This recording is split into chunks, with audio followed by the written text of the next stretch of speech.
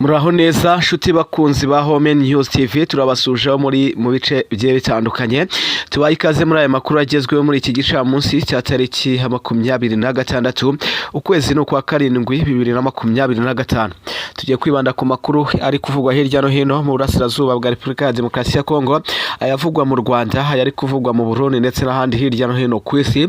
Tugiye kwibanda ku makuru ari kuvugwa ko Joseph Kabila n'ubundi ya 23 yamaze kubishyiraho umucyo. Uyu mugabo hatari umwe nabo cyangwa atari umunyamuryango wabo, mu gihe Repubulika ya Demokarasi ya Kongo iri kumushinja ibyaha byo gukorana n'uyu mutwe ufite gahunda yo guhirika ubutegetsi bwa Perezida Felix Antoine Tshisekedi.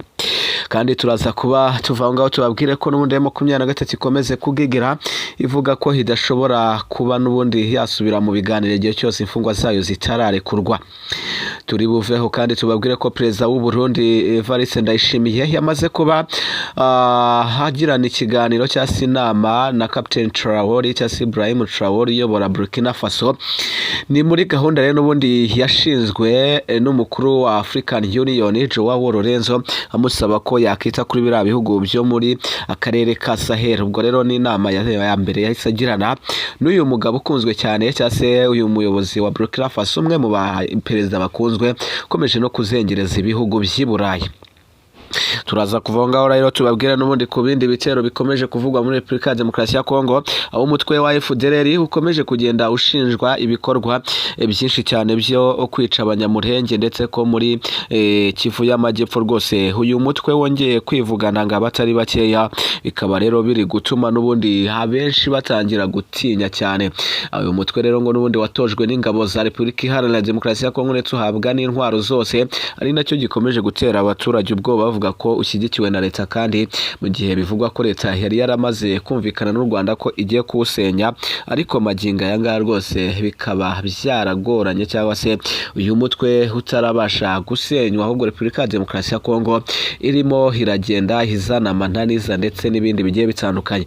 Tugiye kuza rero byose tubirebere hamwe, tubigarukeho, turebe ibigiye biri kuvuga n'ubundi ku mpande zombi, yaba imirwano ikomeje kuvuga muri za Rugezi, amasasu ni menshi, bikomeje kugenda bigarukwaho ni byinshi cyane, turi buze kugenda tubibabwiraho byose, kandi nizere ko Imana igikomeje kubatiza amagara mazima kuri iyi Sabato. Abantu mumeze neza mujye mwibuka gushima, batameze neza namwe mwibuke ko Imana rwose igihari kandi iraza kubikora.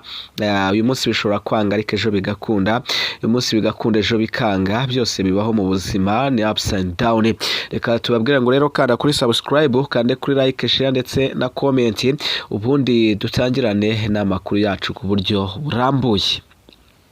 Dutangirane n'amakuru yacu rero twihuta cyane, duhere hano muri burasirazuba bwa Repubulika ya Demokarasi ya Kongo, ahari kuvugwa inkuru ikomeye cyane yuko FDLR yaba yoherejwe kwica abaturage b'Imurenge, ngo yaba yarahawe intwaro nyinshi ndetse ihabwa n'ibikoresho byose n'imyitozo kugira ngo ize kwivugana abaturage b'Imurenge. Ese koko ibi byaba byarakozwe na leta y'Kinshasa kugira ngo itoze abagabo ba FDLR, mu gihe Amerika yabasabye n'ubundi kurekeraho gukorana nabo, cyangwa yaba ari uguharabika? Reka tubyinjiremo neza turebere hamwe cyaba cyateye Repubulika ya Demokarasi ya Kongo gukora ibikorwa nk'ibi ngibi. Abanyamurenge rero ubwoba ni bwinshi cyane, nyuma yo kubona aba barwanyi ba FDLR bimena mu bice n'ubundi byabo, bafite intwaro nyinshi ndetse yewe bafite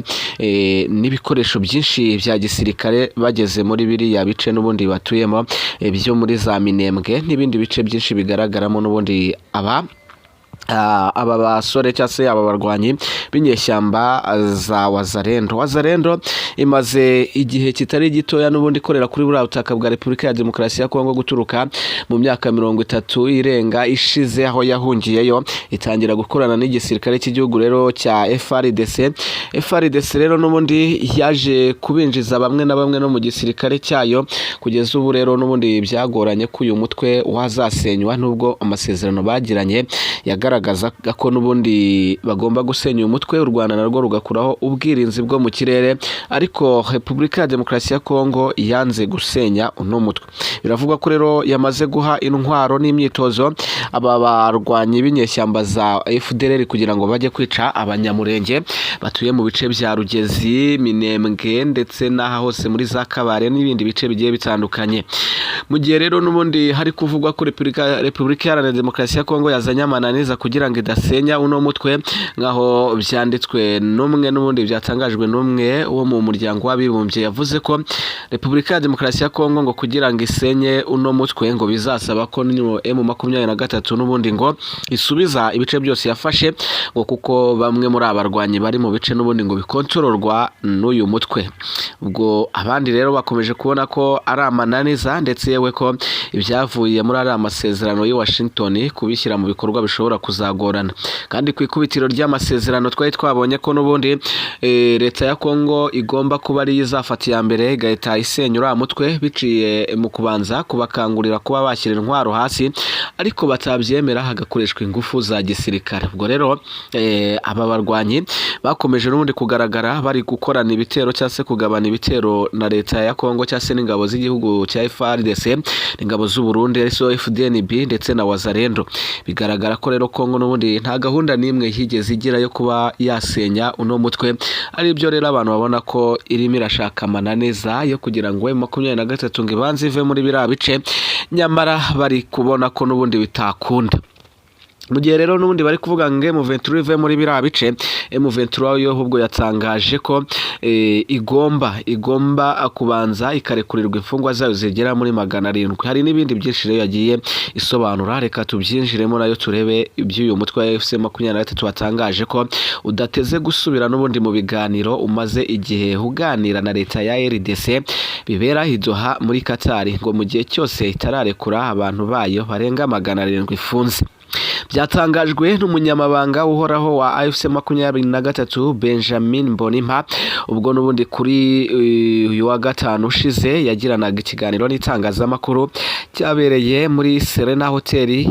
ibera cyase iri hari Goma. N'ikiganiro cyabaye nyuma y'iminsi mike n'ubundi uriya mutwe na leta ya Kongo n'ubundi basinyanye amahame yibanze cyase imbanziriza amasezerano ngenderwaho aganisha ku guhagarika intambara bamazemo imyaka igera kuri 3 n'igice. Imwe n'ubundi mu ngingo ikubiye mu mahame n'ubundi impande zombi zasinyanye nuko buri ruhande n'ubundi rugomba kurekura imfungwa z'urundi, nk'imwe mu ngamba n'ubundi zirema icyizere hagati y'impande zombi. Mbonimpa rero n'ubundi umaze igihe ayobora n'ubundi intumwa za FC23 ziri mu biganiro byaberaga i Doha muri Qatar bagirana na leta ya Kongo, yashimangiye ko leta ya RDC nitarekura abantu babo babarirwa muri 700 ifunze batazitabira n'ubundi biganiro bya gatatu biteganijwe kubera i Doha muri Qatar ku itariki ya 8. Yagize ati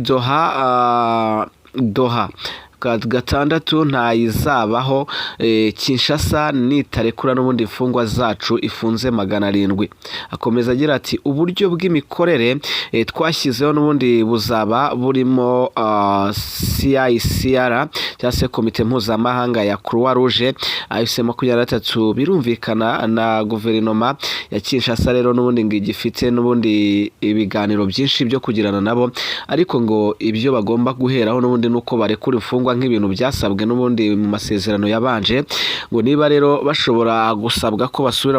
mu bindi biganiro n'ibyumvikanywe mu byabanje bitarashyirwa mu bikorwa, ati ibyo ntago byakunda ndetse nta nubwo byashoboka. Rero iri huriro rya Alliance Fleuve Congo ubona ko ryamaze naryo kurakara cyangwa se ryariye karungu, rivuga ko ibyo barimo byose ntabwo bashobora gusubira mu biganiro batararekura imfungwa zabo bafite. Reka tugaruke gato rero n'ubundi kuri Joseph Kabila Kabange nawe wagize icyo avugwaho n'iri huriro n'ubundi nyuma yuko agiye kuburanishwa ngagakatirwa igihano cy'urupfu. Bigaragara ko rero bamushinjije gukorana n'umutwe wa 23 ndetse yitwa umugambanyi n'ibindi bitandukanye, ariko AFC yagize kinini itangaza kuri uyu mugabo no kuba avugwaho akekwaho n'ubundi gukorana n'uyu mutwe, ariko n'ubundi abenshi bavuga ko ari byo kuko agaragara muri uriya mujyi wa Goma kandi yagiye anagirana n'ibiganiro n'abayobozi buriya mutwe, ndetse asura n'ikigo cya gisirikare gitorezwamo n'ubundi abasirikare babo kiri Rumangabo hariya mu mujyi wa Goma. Uyu mutwe rero wemeje ko Joseph Kabila Kabange usigaye haba mu mujyi wa Goma ugenzurwa n'uriya mutwe n'ubundi ko batigeze n'ubundi basinyana cyangwa se yinjira ngo bamurahize haba umunyamuryango wabo. Umunyamabanga uhoraho wa AFC 23 Benjamin Mbonimpa ubwo n'ubundi nawe yabazwaga kuri Kabila niba ari umwe n'ubundi mu bagize ririya huriro rya Alliance Fleuve Congo,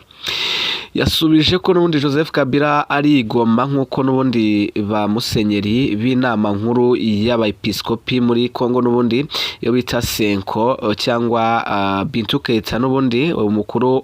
wa MONUSCO nawe aba n'ubundi muri Goma. Ati rero ahaba nk'umuturage w'umukongomani, aba nk'undi muntu uwo ari we wese n'ubundi wajya muri uriya mujyi agahatura kuko ni kimwe mu gice n'ubundi cy'igihugu. Abenshi rero n'ubundi babibonera mu ndorerwamo yo kuba n'ubundi ngo yarajoyininze ririya huriro rya Alliance Fleuve Congo nyuma yaho n'ubundi yari amaze umwaka mu buhungiro muri South Africa, nyuma akaza kugaruka mu kwezi kwa kane uyu mwaka, akanagira n'ibikorwa n'ibiganiro byinshi ahuriramo n'abayobozi buriya mutwe, ndetse benshi bahita bakonfirima ko uyu mugabo rero yaba n'ubundi akorana byeruye n'abari abagabo bo ku ruhande rw'ihuriro rya Alliance Fleuve Congo. Ni mu gihe leta iri kumushinja n'ubundi ibikorwa by'ubugambanyi, ikamushinja gufatanya n'uyu mutwe wa M23 gushaka kwivugana n'ubundi umukuru w'igihugu no guhirika ubutegetsi afatanyije na ririya huriro. Ati rero ibyaha arimo araregwa n'ibimuhama araza kuba akatirwa igihano cyo gupfa. Twerekeze n'ubundi ku mirwano yabaye ku munsi w'ejo. Ku munsi w'ejo ni ibitero byatangiye mu masaha n'ubundi ya kare cyane, ubwo ku munsi w'ejo ibitero byatangiye saa 8 z'ijoro birangira n'ubundi bigejeje umunsi wose bikirwana.